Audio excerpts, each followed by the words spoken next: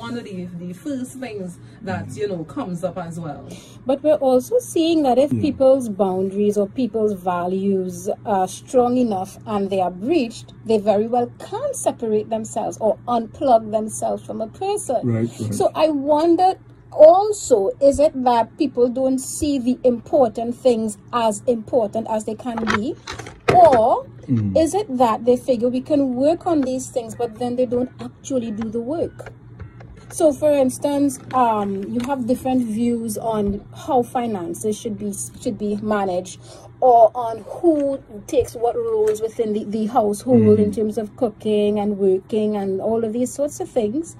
And you tell yourself, well, okay, we'll figure it out. And then you don't actually figure it out because you're so caught up in this marriage. This wedding has to happen. As long as there's no cheating and these big issues, we're going through with it. And people don't realize that some of these things are really big issues that lead to big arguments and big problems down the road. You know? Wow. So in case you just logged on, you listen to Yada's, and I've got Dr. Ian. June has passed. We were going through COVID. We've had a lot of weddings going on in June. Even wedding expos would have had to be postponed and that kind of thing. So therefore now it's food for thought for you to be taking your time and really I mean, people were forced to get to know each other. You would say, you know. So in light of all of that, now it's coming up, and you know, Kellyanne was sharing even you know about the stats on the divorce rate, and are we really taking time is one of the questions to get to know each other and to do what is necessary. So, Doc, can you tell us what do you think is critical with regards to a couple coming together before they get married? The counseling that is critical that they must have. All right. I want to share before we go into the counseling aspect, because you have the dating, getting to know each other. So I'm doing this book called "Don't Date Down." Don't date down. Don't date down. You're rather too late, boy. 2020, why didn't I 2013 or something like that? You know? Oh my God. Curtis, are you there? I am here. I am just so shocked that Madonna actually said that. Yes, I don't think she meant to say that. The Lord Jesus Christ liberated me. Oh my God! Indeed. I'm sorry, and I'm sure many people. I'm sorry. So young people, that is a book you need to get. So with Don't Date Down, what I establish is that the different reasons, like when people go into dating relationship, how to evaluate your date base. All right. So there are certain things that you could evaluate somebody based on. Now the evaluation doesn't mean that you're not going to choose the person, but it gives you a proper perspective of what you're dealing with or what you have to deal with and how and what you have to build. So for instance, like you go into religion. All right. So if I am of a different persuasion of religion, then now I could decide now if I really want to go into this kind of relationship serious, because I know that it may have problems down the road. So you want religion, then relationship with God. So I want to know in terms of your relationship with God, at what level are we at? So how deep? How are you casual? Are you in the gray areas? Are you what? All right. So you want to know that. All right. You want to know about educational. All right. You want to know education. You want to know finance. I want to pause at education because, you know, we grew up and you're mature in the faith. We grew up understanding, you know, that everybody has the same levels of education. But is it important somewhat to understand in moving forward, you need to have that base? No, no, as I said before, it doesn't mean that you're not going to pursue the person or you'll get to know the person, but these things are critical for your knowledge. So you know what it is you're dealing with, and then you know what the person have to work with. Because remember, in this relationship, I have to work on myself and my partner have to work on themselves. So when we come together, at least we're not going to be empty. All right, we're going to be at a certain level so that we could complement each other and we're not going to compete against each other. All right, so you want to be able to know financially. So I want to know where you are financially. All right, I want to know in terms of are you in debt? What's your credit? What's salary? What things? So So while we dating, I want to know these things. So that financial part as well, sometimes when you pose that question, it causes problems because for some reason or the other. So do you think it's something that should be open once you're dating as well? It's important because remember, and in now this is a whole kind of stuff we're going to open here, because in the concept of don't date down, there are people date differently. Like for instance, I have something called the shoe concept. All right. So when you're going to buy a shoe, it's based on referrals, it's based on color, it's based on style, it's based on a lot of things. And when you go, and it's based on occasion sometimes. All right. So people date like that. So when you go into the store and you try your shoe, okay, you try it on, and if it fits, if it's the right color, you take it, and then you may just wear it for one occasion. And sometimes we choose mate like that. Okay, so those are things that are important that you want to be able to establish. Right? People date differently. Okay, so when you evaluate in terms of the finance doesn't mean to say I'm not going to date you, but at least it gives me a proper perspective on where you are, what we have to work with. All right, so probably you cannot, so when I met you, you were not able to make money, you were not able to manage it, and you were not able to multiply it. Okay, and we started in January. Okay, so we are in December, and so we had a whole year to work in these areas. So let me know now where you are with your finance, that where you are in terms of education, where you are with these things. And what if the person becomes defensive? What happens? No, well, you see, if you're dating somebody and you're choosing a mate, that's a destiny decision.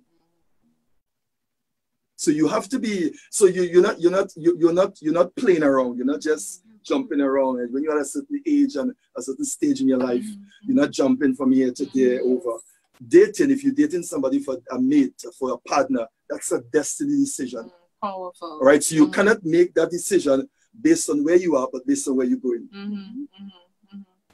Okay, so the evaluation is critical, and all that through conversation, while we getting to know each other, we're talking about these things, what it is you like in terms of in your career. What is, I mean, are we meshing? Are we coming in sync together? What are some of the challenges we'll have?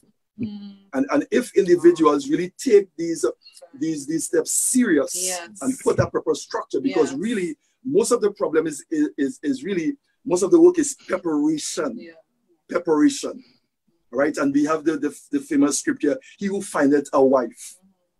Okay, so you become a wife before you even get married. So your preparation as a woman is preparing yourself for your mate, preparing yourself, as the Chinese proverb says that when the student is ready, the teacher will show. Okay, so preparation is actually good. Does that go the other way? Do men also have to prepare themselves for what for a woman? Because I heard Jan Levanzant spoke about that women, we grow girls, we raise girls to prepare themselves to attract a man, but oftentimes we don't raise boys to be the same. What is your view? I'm glad you bring that point up, because the emphasis sometimes mostly is on the woman preparing himself, but I believe that the man is in a greater place of himself being prepared, because a man is a cultivator. All right, so sometimes a woman, you will get the raw material, but you as a man now have to be able to shape her and cultivate her and bring her into that into that likeness and to that what would you say that is something based on cultures as well? Because when we study the Jews and how they do it with the boys per se, and like from age 12 what happens, and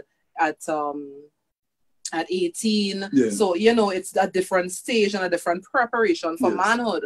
So would you say then, from understanding and reading about it, it's something based on culture? Yeah, it is based on culture, but I think there are certain cultures that are across the board in terms of preparation. It don't negate the fact that you're going into a marriage, and you as a man, you have a responsibility. So your preparation in the same areas that we mentioned just now. All right, financially, that are you ready for a wife? Are you prepared for a wife? Can you sustain a wife? All right, can you sustain her financially, emotionally, mentally, spiritually? Can you function in your position? So a man is really at a place of where he have to prepare himself. He have to be ready. And most of, like what the statistic that you mentioned earlier on is as a result of lack of preparation. lack of preparation. So the male has a great responsibility.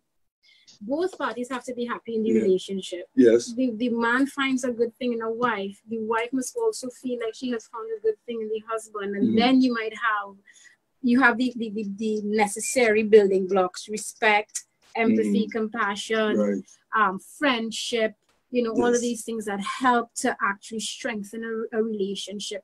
To be able to traverse the hard times, because the hard times are coming. Nobody is exempt. I mean, it's life. So let me ask Kelly a question, please, if I will. How do women approach the issue of asking these tough questions? Because I know that there are some women that are desirous of asking these tough questions because females decide I don't have time to waste. So they want to ask these tough questions, but they don't want to scare off their potential suitor. Because some men don't, as the doc was saying, some men are not ready. And so a lot of times, I shouldn't say a lot of times, sometimes women decide not to ask these tough questions. And they say, well, okay, well, you know what? We'll find out later on in the relationship. And these questions are sometimes never asked. So how then would you operate in a situation like that, Mr. Psychologist? What are the tough questions that you're considering tough questions? What tough questions? Things like your approach to money. What is your your view on savings? Things about career. Things like, how would you raise children? Or do you even want children? Now, in a relationship with someone that you at very least have a friendship, first of all, if you can't communicate about things like that, then there's something to work on already, the communication. If both of you are, as Doc was saying, if both of you are headed towards destiny, both of you are destiny minded, both of you are looking for long term, for marriage, etc., these sorts of conversations should not scare you off. So if you are in a stage in your life where you are looking for something very long term, and it doesn't mean that the people that you date, as we said, some people date differently, that the people that you get involved with are looking for that. Sometimes you kind of have to suss them out. But okay, if they run away from questions like that, then perhaps that's a good thing. The next thing is, even if you don't ask, you can observe certain things. You can observe how your partner, if you're close enough, how your partner spends money. You can hear how they talk about other people or talk to other people, how they talk about children, how they talk about marriage, how they talk about what they've experienced in their families with their parents and what has kind of stuck with them. So you have to pay attention. Apart from asking the questions, you really do have to pay attention, but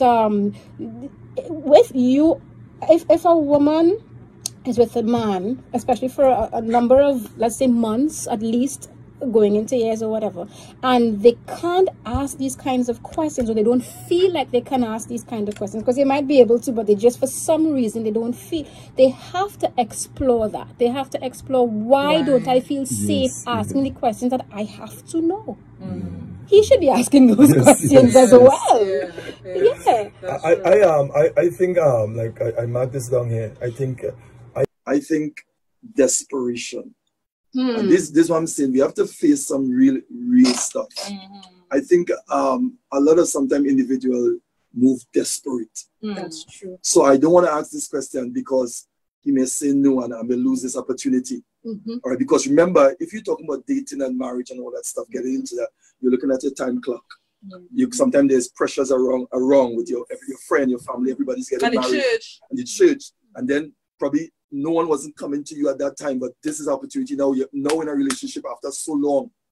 And probably you spend about 2 years in a relationship, and you're afraid now that if I say the wrong thing, if I do the wrong thing. So sometimes the individual, they see a lot of things, and there are a lot of red flags pop up in relationship. But because of sometimes desperation and neglect, just afraid to lose this opportunity. Okay? how we deal with that? How we deal with that? You have to tap into why are you so desperate? Is it that you're afraid of loneliness? Is it that you always need someone to validate you? Is it time sensitivity, time pressure? Yes. You know, you have to tap into those issues and work on those issues, you know, because you would suffer a lot more in a toxic or unhappy relationship that eventually dissolves quite likely anyway than you would if you were give yourself a little more time. Yeah, you're very correct on that. And sometimes we place limitations on us by making big assumptions. There's nobody else. And sometimes people, your partner can make you feel that way, especially if it's an abusive partner. There's nobody else. I'm not good enough to find somebody else. I'm too old. I'm too this. I'm too that. I don't have enough. I'm this. I'm that. And you place all these limitations on yourself for all these faults that only you can see. And sometimes you're not recognizing that you're doing this to yourself, and then you go off and you validate your own boundaries, you know, and you end up settling for something that you end up not happy in anyway. So what is the point? Wow. Right? So that's a lot. That's a lot there. And it's a reality that happens. And you know, I've heard a lot of women. I had a particular friend, she used to be here with us, and she spoke about, you know, walking away. And sometimes people don't have the courage to do that, but it saved her from other heartaches, you know. And sometimes it's, where do you find the strength? You know, not everybody, but everything, invitations out. I remember what a colleague I had 2 weeks before invitations, 2 weeks before the wedding, invitations were out and everything. And she called off the wedding. You understand? And it's like a year after she met someone and they're married up to today. You know, and that other person, you know, and I really commended her for being so strong, because there are people who realized it and just went through because they didn't have the strength to say, okay, I'm calling it off, you know, all the invitations are out as well. I'm calling that off probably felt so relieving. She probably felt for her, yeah. Wow. And that's the burning question, and I want to put you all on this spot. Let's start with the psychologist, Kelly. How long would you say is too long? Well, again, I think that it depends on a number of factors. Again, all right, let me give you an example. A friend of mine has been waiting for almost 10 years.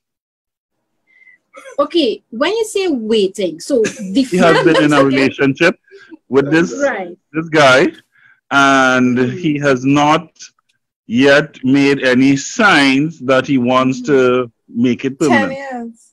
Well, almost 10 years, not yet 10 years.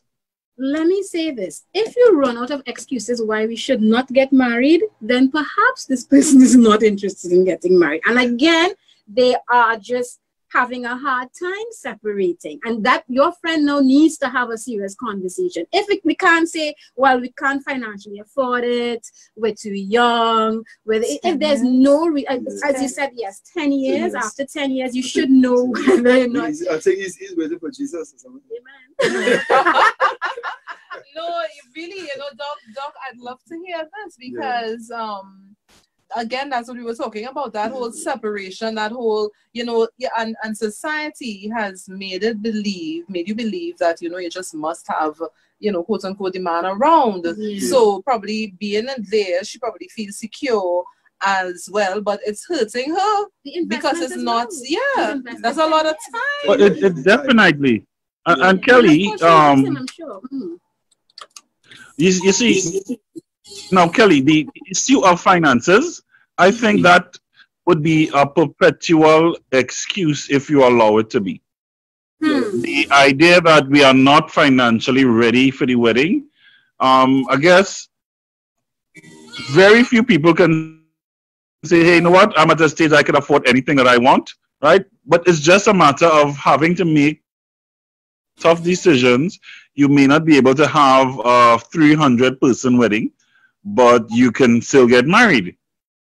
So so if somebody's still again?